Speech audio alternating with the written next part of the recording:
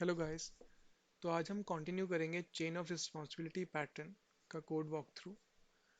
ये सबसे पहले एक रिक्वेस्ट बनाई है आज मैंने।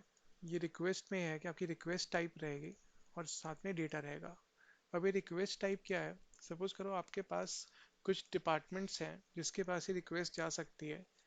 तो वो डिपार्टमेंट्स देख लेते हैं एक बारी। एक है अकाउंट डिपार्टमेंट, एक है मैन्युफैक्चरिंग डिपार्टमेंट, देन सेल्स और ये नन।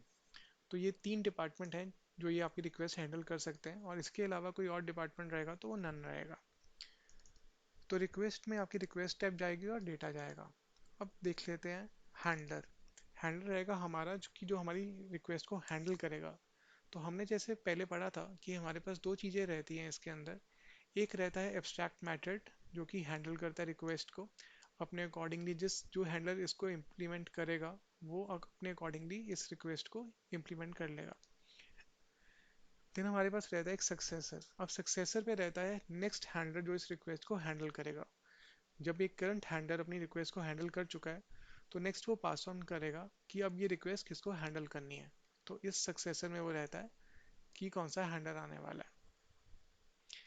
तो ये हम अकाउंट्स हैंडलर देख लेते हैं पहले। तो इसमें हम क्या कर रहे हैं, एक ओवरराइड किया हम लोग हैंडल रिक्वेस्ट को। हमारे पास रिक्वेस्ट आई। हमने चेक किया कि क्या ये रिक्वेस्ट अकाउंट्स टाइप की है। अगर ये रिक्वेस्ट अकाउंट्स टाइप की है तो हमारे पास जो डेटा आया था हमने उसको प्रिंट करवा दिया, और हमने बता दिया कि ये रिक्वेस्ट जो है अकाउंट डिपार्टमेंट ने हैंडल कर लिया है।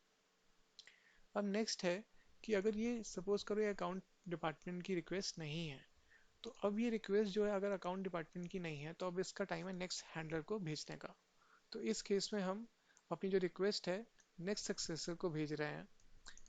ऐसे ही हमारे पास दूसरा हैंडलर है मैन्युफैक्चरिंग हैंडलर। सेम हम इसमें भी यही कर रहे हैं कि चेक करें अगर मैन्युफैक्चरिंग टाइप की है तो इसको हैंडल करेगा, नहीं तो आगे भेज देगा। और सेम हमारे पास है ये सी आर सेल्स हैंडलर, जिसके अंदर हम लोग सेल्स की रिक्वेस्ट हैंडल कर रहे हैं। अब हमने इसमें क्या बनाया, एक मेन मेथड बनाया है सी आर डेमो के अंदर। हमने तीन हैंडलर्स को इनिशियलाइज कर लिया है, अकाउंट्स हैंडलर, मैन्युफैक्चरिंग और सेल्स हैंडलर को। अब हमने बताया कि सबसे पहले जो रिक्वेस्ट जाने वाली है वो अकाउंट्स हैंडलर के पास जाएगी। अगर अकाउंट हैंडलर उसको हैंडल नहीं कर पाता तो हम उसको मैन्युफैक्चरिंग हैंडलर के पास भेजेंगे। ऐसे अगर मैन्युफैक्चरिंग हैंडलर नहीं कर पाता तो हम उसको सेल्स डिपार्टमेंट के पास भेजेंगे। अगर सेल्स भी नहीं हैंडल कर पाता तो हमारे पास कोई भी ऐसा डिपार्टमेंट नहीं है जो इसको हैंडल कर सके। तो इस केस में हम या तो एक्सेप्शन थ्रो करवा सकते हैं कि किसी ने भी इसको हैंडल नहीं किया। तो इस केस में सबसे बड़ा फ्लॉ यही होता है कि हो सकता है कि आपकी रिक्वेस्ट कही है पर रिक्वेस्ट किसी हैंडलर से उसको हैंडल ना करे, क्योंकि उसको कोई मैचिंग टाइप नहीं मिलती है। तो इस केस में हम सपोज कर लेते हैं कि मेरी जो रिक्वेस्ट टाइप थी वो सेल्स की थी, और उसके अंदर मैंने डेटा भेजा है सेल्स रिक्वेस्ट का। अब एक बार हम इसको रन करके देख लेते हैं।